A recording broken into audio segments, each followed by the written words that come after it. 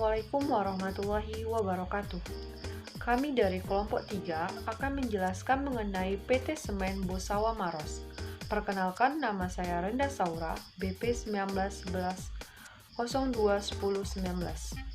Saya Anjir Sofaisani dengan nomor BP 1911 02 2011. Saya Zafra Rizkila, BP 1911 02 2009. PT Semen Bosawa Maros adalah perusahaan yang bergerak dalam bidang pembuatan semen yang didirikan pada tanggal 29 Januari 1991. PT Semen Bosawa Maros ini adalah salah satu anak perusahaan dari Bosawa Investama yang didirikan oleh M. Aksa Mahmud pada tanggal 6 April 1978. Latar belakang pemilihan nama Bosawa berasal dari singkatan Bone, Sopeng, dan Wajo, didasarkan pada latar belakang sejarah kerajaan Bugis yang terkenal dengan Pele Poco atau 3 serangkai. Sejak Maret 1999, perusahaan ini sudah mulai berproduksi, namun dengan kapasitas yang jauh dari yang ditargetkan, sehingga kegiatan operasional perusahaan ini ditetapkan 1 Januari 1991. Perusahaan ini mendapat persetujuan dari Menteri Negara Penggerak Dana dengan nomor 650-PMDN-1994 pada tanggal 10 Oktober 1994. Lalu mendapatkan izin pertambangan sesuai dengan Surat Izin Pertambangan Daerah dengan nomor 446-9-446-1994 pada 17 September 1994. Lalu perusahaan ini mendapatkan perpanjangan izin pertambangan lagi dengan nomor 414-KPT 540.11-10-2004. Pada 8 April 1999, perusahaan ini berhasil memproduksi klinik kerja sendiri dan memiliki karyawan tetap berjumlah 1.093 orang. Berikut ini adalah visi dan misi dari PT Bosawa Maros. Nah, untuk menghasilkan semen tentu saja melalui beberapa proses dalam pembuatan semen. Yang pertama itu adalah mempersiapkan bahan baku. Bahan baku yang digunakan untuk membuat semen adalah bahan kapur yang didapatkan dari perbukitan kapur yang ada di sekitar lokasi pabrik, yaitu di Desa Baruga. Lalu penambangan kapur ini dilakukan dengan cara tambang terbuka menggunakan bahan peledak untuk membongkar perbukitan kapur tersebut, yang dimana nanti pemuatan batu kapur itu akan diangkat ke dump truck menggunakan bantuan front shovel.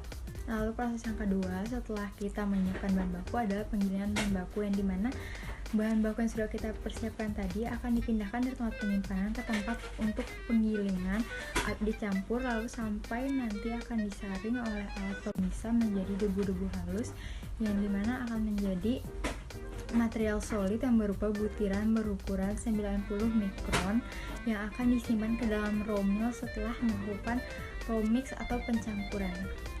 Lalu di proses yang ketiga ada pembuatan klinker. Nah, di dalam produksi klinker ini bahan baku yang sudah kita persiapkan dan sudah kita giling tadi itu akan dipanaskan dalam suhu sampai 1450 derajat Celcius sehingga terjadi proses klinkerisasi. Proses pembakaran bahan baku ini membutuhkan kondisi oksidasi untuk menghasilkan klinker berwarna abu-abu kehijauan. Nah, jika kondisi ini tidak memadai, maka hasilnya akan berwarna coklat sehingga semen bisa dikatakan memiliki kekuatan yang rendah dan waktu settingannya rendah. Yang keempat ada proses penggilingan semen. Nah, di proses penggilingan semen ini akan digunakan alat yang bernama ball mill. Ball mill ini berbentuk silinder dengan panjang 15 meter dan berdiameter 5 meter.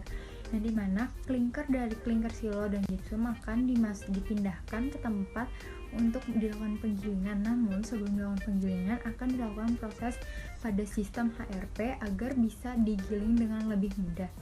Lalu setelah selesai digiling, hasil giling tersebut akan dipindahkan ke dalam kasivier untuk dipisahkan antara material yang halus dan material yang masih kasar. Next, di proses yang kelima. Proses kelima ada proses pengantongan. Nah, di proses pengantongan ini semen akan dimasukkan ke dalam vibrating screen untuk melakukan screening, yang dimana untuk memisahkan semen dari material atau pengotor dan mungkin saja sampah-sampah yang berikut pada semen. Nah, jika semen sudah melakukan hasil screening, semen ini akan dibawa menggunakan chain conveyor ke bagian pengantongan. Di bagian pengantongan, semen tadi akan disimpan ke dalam bin-bin sebelum dikemas ke dalam kantong dengan menggunakan mesin pengemas yang disebut rotary packer yang berkapasitas masing-masing 100 ton per jam. Selanjutnya, saya akan menjelaskan mengenai perhitungan biaya produksi PT Semen Bosawa Maros. Dalam menghitung biaya produksi, PT Semen Bosawa Maros menggunakan cara tradisional, di mana alokasi overhead-nya didasarkan pada jumlah unit yang diproduksi. Perhatikan tabel di samping. Pada tahun 2012, jumlah produksi PT Semen Bosawa Maros mencapai 1.512.302 ton. Untuk menghasilkan semen tersebut, terdapat beberapa unsur biaya produksi yang diperhitungkan, yaitu sebagai berikut. Yang pertama adalah biaya bahan baku. Pada proses produksi, bahan baku yang digunakan dalam pembuatan semen terdiri atas clay, coal, sludge, limestone, silika, iron ore, gypsum, and truss. Adapun biaya bahan baku yang digunakan dapat dilihat pada tabel di samping. Selanjutnya, biaya tenaga kerja langsung. Biaya tenaga kerja langsung adalah biaya yang dikeluarkan untuk tenaga kerja yang berhubungan dengan proses produksi, yang manfaatnya dapat diidentifikasi pada suatu produk. Berikut merupakan biaya tenaga kerja langsung pada tabel di samping.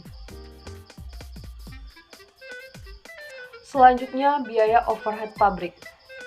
PT Semen Bosawa Maros menggunakan jumlah unit yang diproduksi sebagai dasar untuk menghitung tarif biaya overhead pabrik. Tarif inilah yang akan digunakan untuk membebankan suatu produk. Maka, untuk menghitung tarif tersebut, dengan membagi jumlah produksi selama tahun 2011 sebesar 1.512.302 ton dengan total biaya overhead sebesar 280.441.571.301, maka dapatlah tarif sebesar 185.440,19. Dari perhitungan tersebut dapat dilihat harga pokok produksinya secara keseluruhan pada tabel berikut. Selanjutnya adalah laporan laba rugi PT Bosawa Maros pada tahun 2012. Demikianlah pembahasan kami tentang PT Bosawa Maros. Wassalamualaikum warahmatullahi wabarakatuh.